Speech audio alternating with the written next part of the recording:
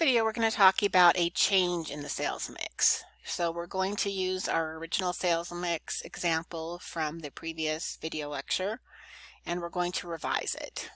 So to revise it, all we've done here is originally we were doing 20,000 in sales for product A, 80,000 in sales for product B, and we've switched that up to say what would happen to the break even if we sold $80,000 of product A and $20,000 of product B. Our assumption, of course, with that is that our fixed expenses have not changed, which they wouldn't. Fixed expenses should not change based on any change in your selling price or your variable costs. And then we also need to assume that our contribution margin ratio by product does not change. And that's important to remember. So what I've done with these two examples here, our original sales mix and a revised sales mix here, is I've added in this percentage column. And what this shows you is we're setting sales at 100%, and this is our contribution margin ratio right here. This is the contribution margin in dollars divided by our sales in dollars. So this is our 25% contribution margin ratio.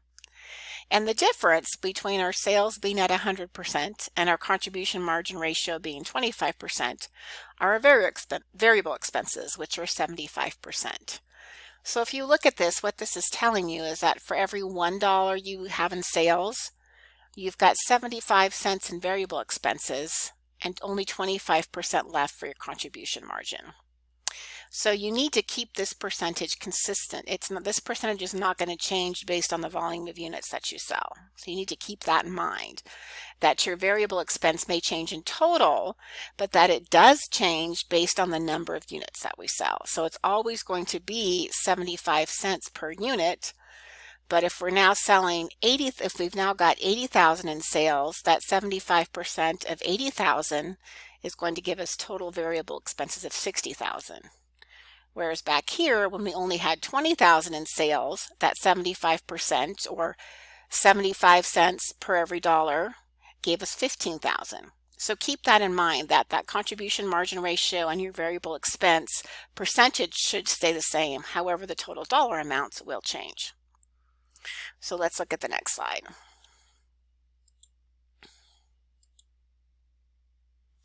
So with our new sales mix, we're going to calculate our new break-even. And to calculate our new break-even, we need our contribution margin ratio for the company as a whole. So what we're doing here is we're adding our sales amounts. We're adding our variable expenses. We're adding our contribution margin. And then we've got our total. This is our new contribution margin for the company as a whole. So we're taking that total divided by our total sales. That's going to give us a contribution margin ratio of 30%. So our contribution margin ratio has gone down because our variable expenses have gone up. Now our break-even in dollars is going to be our total fixed costs divided by our contribution margin ratio. Fixed costs are still 27,000. Our new contribution margin ratio is 30%. So that's going to give us a new break-even of $90,000.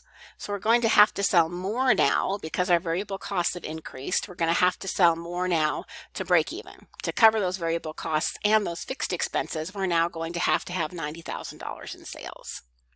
And if we look at that breakdown, if we want to break it down by product line, we just use our sales mix percentage again. So 90,000 is our total break even in dollars multiplied by 80% of product A sales. That's going to give us $72,000 that we need to sell of product A.